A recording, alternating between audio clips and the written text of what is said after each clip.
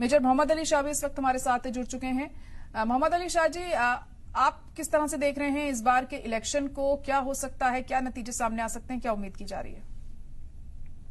जी, इस बार तो भारी बल्ला तो मेरे को पेस्किन साहब की तरफ से दिख रहा है, क्योंकि वैसे भी इनका, क्योंकि ईरान जो है अभी कंजर्वेटिव लोगों से, कट्टरपंथी से थक चुका है। उनको थोड़ा हल्का सा अपना एक खुला सांस लेना है। तो देखिए, 6 लोग थे, 6 से एक निकला, रेस से 2 निकले, 4 हुए। और अभी देखिए, जो सुप्रीमो है ईरान के, अयातुल्ला खमीनी साहब, इन्होंने खुद वोट डाला है और इन्होंने अर्ज किया है बाकी लोग भी वोट डालें। 2021 में बहुत कम टर्नआउट था वोटर्स का ईरान में, और इस बार और ज्यादा कम हुआ।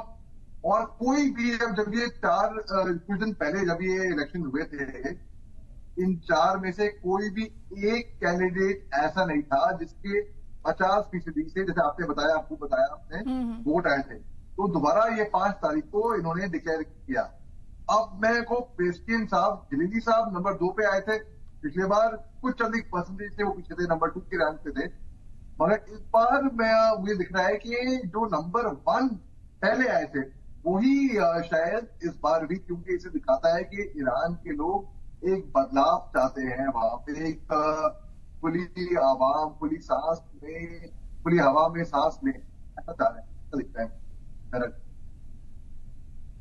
जी बिल्कुल, एक बदलाव वहां के लोग चाहते हैं। तो ऐसे में आपको क्या लग रहा है, कौन से ऐसे मुद्दे इस बार लोगों के जहन में रहे होंगे जहां पर वो बदलाव यहाँ चाह रहे हैं? क्योंकि मईशत को बढ़ावा देने की बात यहाँ पर पेजेश्किन की तरफ से कही गई थी, क्या इसका फायदा उन्हें मिला है? इसका भी फायदा मिला होगा, और क्योंकि वो इतने कट्टरपंथी सोच विचारधारा के नहीं है, और ईरान काफी कट्टरपंथी और उसकी विचारधारा से गुजरा है। तो जी हाँ, इसमें इनका फायदा इनको मिल सकता है, इसमें कोई शक की बात नहीं। मेजर मोहम्मद अली शाह जी, देखिए, न्यूक्लियर प्रोग्राम एक बड़ा मुद्दा रहा है यहाँ पर। उसको लेकर जो भी डील्स हुई हैं, क्या उस पर भी फर्क हमें आने वाले दिनों में देखने को मिल सकता है? जी हाँ, इसमें भी फर्क हम देख सकते हैं, क्योंकि जब लीडरशिप, जब हेड ऑफ स्टेट, जब कोई प्रेसिडेंट, कोई राष्ट्रपति जब बदली होते हैं, तो उनकी विचारधारा के मुताबिक काम होता है।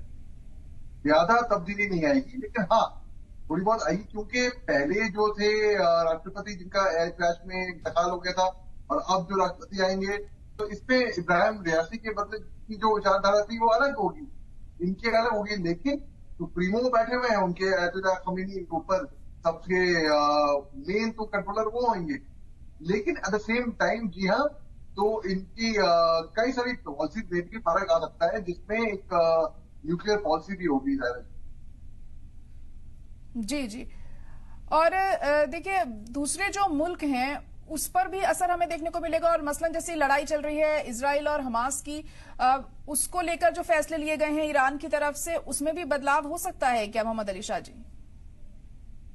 जी, काफी हद तक हो सकता है, क्योंकि देखिए, जैसे कि अभी हम इजराइल और हमास की बात करते हैं, बहुत जबरदस्त तरीके से इजराइल ताबड़तोड़ हमले कर रही है हमास के ऊपर, और गाजा पट्टी में, बल्कि हमास के ऊपर क्या, हमास के लोग कम मर रहे हैं, गाजा पट्टी के लोग, फलस्तीनी मासूम लोग, मुलाजिम लोग जो मजलूम हो, जो मजबूर हो, वो ज्यादा इसमें इनका खात्मा हो रहा है।